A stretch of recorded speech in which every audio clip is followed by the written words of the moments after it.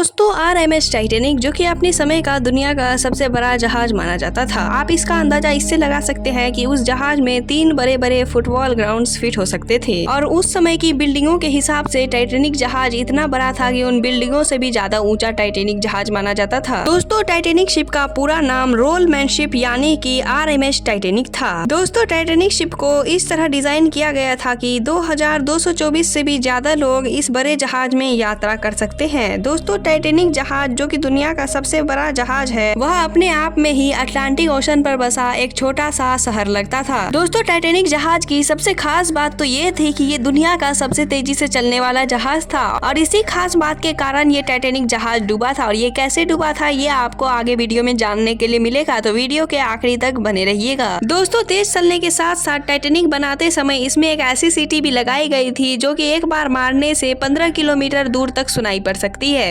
दोस्तों टाइटैनिक को बनाने का जिम्मा व्हाइट स्टार लाइन कंपनी ने लिया था जो कि एक ब्रिटिश शिपिंग कंपनी है। दोस्तों टाइटैनिक जहाज को 3000 वर्कर्स की टीम ने बनाकर तैयार किया था। दोस्तों इतने बड़े ढांचे को बनाने में बहुत ज्यादा समय लगा था। दोस्तों इतने बड़े जहाज को तैयार कर पाना कोई बच्चों का खेल नहीं था। कड़ी सावधानी के बावजूद भी टाइटैनिक को बनाते समय लगभग 9 मजदूरों ने अपनी जान गंवा दी थी और 240 वर्कर्स गंभीर रूप से घायल भी हो चुके थे और टाइटैनिक के बनाने में लगभग 48 करोड़ रुपए का खर्च आया था जो कि उस समय के हिसाब से काफी ज्यादा अधिक थे। दोस्तों टाइटैनिक जहाज की लंबाई 882 फीट थी और 92 फीट ये चौड़ा था और टाइटैनिक की ऊंचाई लगभग 175 फीट थी और इस जहाज का वजन लगभग उस समय 46,000 टन था। दोस्तों इतना विशाल जहाज होने के कारण टाइटैनिक में लगभग 10 मंजिला डिब्बे थे जिसमें से 8 डिब्बे पैसेंजर के लिए मौजूद थे। दोस्तों टाइटैनिक में कुल 4 चिमनियां लगी हुई थी जिसमें से काम तो सिर्फ 3 ही करती थी, बस एक शोभा बढ़ाने के लिए लगा दी थी। और तो टाइटैनिक को बनाने वाली कंपनी ने कहा था कि ये दुनिया का इकलौता ऐसा जहाज है जो कि कभी समुद्र में डूब नहीं सकता है। लेकिन आखिरकार क्या हुआ इस टाइटैनिक जहाज के साथ कि ये मिट्टी में समा गया है। आखिरकार असल में उस रात में क्या हुआ था उस टाइटैनिक जहाज के साथ जो कि आज पानियों के तलवे चाट रहा है, यही जानेंगे आज की वीडियो में, तो वीडियो के आखिरी तक बने रहिए। एंड अगर आपको वीडियो पसंद आई है तो चैनल को सब्सक्राइब भी कर दीजिएगा।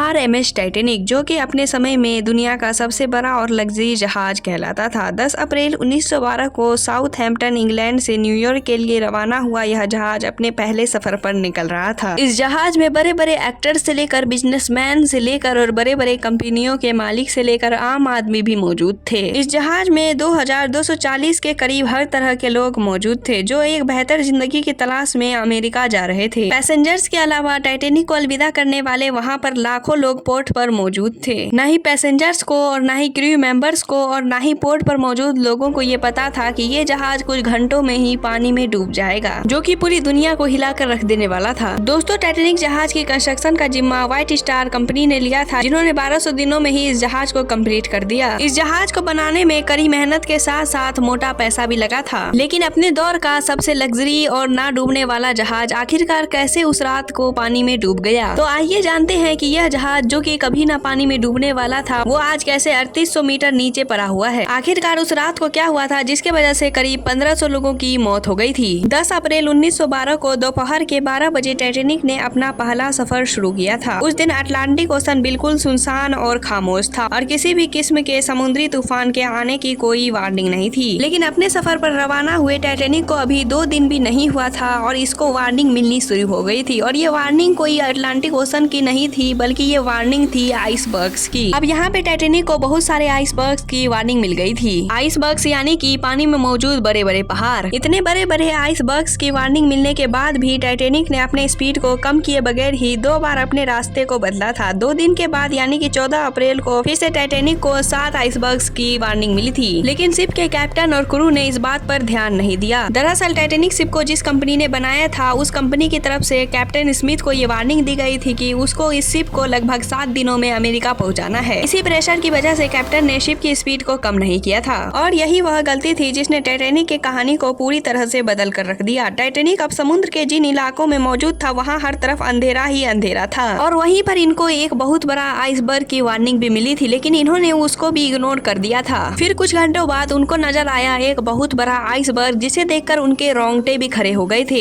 यह आइसबर्ग इस वक्त लगभग 400 फीट तक लंबा था और 100 फीट तक ऊंचा था। जब इस बात की खबर कैप्टन तक पहुंची थी तब तक बहुत देर हो चुकी थी। टाइटैनिक के इंजन को फौरन बंद कर दिया गया और फिर उसको रिवर्स घुमाया गया ताकि टाइटैनिक पीछे होने लगे। लेकिन जैसा कि आप लोगों को पता ही होगा कि शिप में कोई ब्रेक नहीं होती है, इसलिए टाइटैनिक को रोकने के लिए उसके इंजन्स को दोबारा से पीछे घुमा दिया गया और टाइटैनिक को दूसरे डायरेक्शन में घुमाने का ऑर्डर भी दिया गया था। बेशक क्रू और कैप्टन ने अपनी पूरी ताकत लगा दी थी इस शिप को बचाने में, लेकिन शिप और आइसबर्ग का फासला इतना कम रह गया था कि कोई भी कोशिश नाकाम हो जाती थी। ठीक 11:40 पर टाइटैनिक से एक बड़ा आइसबर्ग टकरा जाता है। इस आइसबर्ग के टकराने के बाद लगभग शिप पे 113 फीट का बड़ा गड्ढा हो जाता है, जिसकी वजह से शिप के निचले फ्लोर में पानी भरना स्टार्ट हो गया था। टाइटैनिक आहिस्ते आहिस्ते पूरे पानी में डूबते हुए जा रहा था। जहाज में हर तरफ अफरा तफरी का आलम मच गया था और हर किसी को अपनी जान बचाने के लिए लाले पड़े हुए थे। शिप पर मौजूद कई लोगों ने पानी में छलांग लगा दी थी और बहुत से लोग लाइफ बोट पर सवार हो गए थे। कुछ ही घंटों बाद एक शॉर्ट सर्किट की वजह से टाइटैनिक शिप की पूरी पावर चली गई थी और हर जगह अंधेरा हो गया था और जो लोग पानी में कूदे थे वो तुरंत ही मर जाते हैं, क्योंकि उस समय पानी का लगभग तापमान -2 डिग्री सेल्सियस था, जो कि इंसान को कुछ ही सेकंड्स में जमा सकता है। थोड़े ही देर में टाइटैनिक के 2 हिस्सों में टूट गया था और देखते ही देखते ये समुद्र के नीचे समा रहा था। इस हादसे में करीब 1500 लोगों ने अपनी जान गंवा दी थी और लगभग 700 के करीब लोग इस शिप में जिंदा बचे हुए थे, जिसमें से ज्यादातर बच्चे और औरतें थी। टाइटैनिक के कैप्टन ने अपनी पूरी कोशिश लगा दी और आखिरी वक्त तक इन लोगों की मदद करते रहे। आखिरी में पूरे जहाज में पानी भर गया और उन्होंने भी अपनी जान गंवा दी। वार्निंग मिलते ही टाइटैनिक शिप ने हेल्प सिग्नल भेजना शुरू कर दिया था, लेकिन जब तक वहाँ पे कोई दूसरा शिप पहुँचता तब तक बहुत देर हो सकती थी। टाइटैनिक को बनाते वक्त कुछ ऐसी गलतियाँ की गई थी जिनके कारण टाइटैनिक डूब जाता है। अगर ये गलतियाँ तब नहीं की जाती तो आज टाइटैनिक की कहानी कुछ और ही होती। टाइटैनिक को शुरुआत से ही बहुत तेज रफ्तार से चलाया गया था। इसके अलावा टाइटैनिक के किसी भी क्रू मेंबर के पास कोई भी दूरबीन मौजूद नहीं थी, जिसके वजह से वो पानी में मौजूद बड़े बड़े आइसबर्ग के टुकड़ों को नहीं देख पाए और बहुत सारी वार्निंग्स मिलने पर भी इन्होंने शिप की स्पीड को कम नहीं किया था। टाइटैनिक की बॉडी पर बहुत सारे रिवर्स लगाए गए थे, उन्हें स्टील से नहीं बल्कि कास्ट आयरन से बनाया गया था और इन्हीं वजह से इस रिवर्स की क्वालिटी अच्छी न होने के कारण ये रिवर्स आइसबर्ग से टकराते ही खुल गए। टाइटैनिक जहाज पर लगभग 32 लाइफ बोट रखने की कैपेसिटी थी, लेकिन फिर भी इसमें 20 लाइफ बोट ही रखे गए थे। जहाज पर अफरा तफरी मचने के कारण उन लाइफ बोट्स को भी पूरा नहीं भरा गया था। कश्तियों पे सिर्फ अमीर लोगों को ही बैठाया गया। अगर कश्तियों को पूरा भरा जाता तो शायद उस हादसे में और भी लोग बच पाते। टाइटैनिक की ये दिल दहला देने वाली खबर देखते ही देखते पूरी दुनिया में फैल गई। टाइटैनिक अपने पीछे इतने सारे मिस्ट्रीज, इतने सारे सवालों को छोड़ गया जिन्हें ढूंढने के लिए दुनिया भर के साइंटिस्ट आज दिन रात एक कर रहे हैं। पूरे 73 साल बाद टाइटैनिक को समुद्र की 4000 मीटर की गहराइयों से ढूंढ लिया गया। अब टाइटैनिक को मिस्ट्री को सुलझाने का वक्त आ चुका था। रिसर्चर्स की माने तो टाइटैनिक उस रात आइसबर्ग से टकराने से तो डूबा ही था, लेकिन उसके अलावा भी एक और कारण था। तो आखिरकार उस रात टाइटैनिक जहाज के साथ आइसबर्ग के अलावा और क्या हुआ था, ये जानेंगे हम अगली वीडियो में। अब अगर आपने इस वीडियो को यहाँ तक देखा है तो उम्मीद है कि आपको ये वीडियो पसंद आई होगी। तो प्लीज वीडियो पसंद आई है तो वीडियो को लाइक, चैनल को सब्सक्राइब एंड अपने दोस्तों के साथ भी शेयर कर दीजिए एंड कमेंट में कुछ अच्छा सा भी लिख दीजिएगा, क्योंकि इससे हमें मोटिवेशन मिलती है। हम मिलेंगे आपसे अगली वीडियो में। आपसे अलविदा लेते हैं। जय हिंद, जय भारत।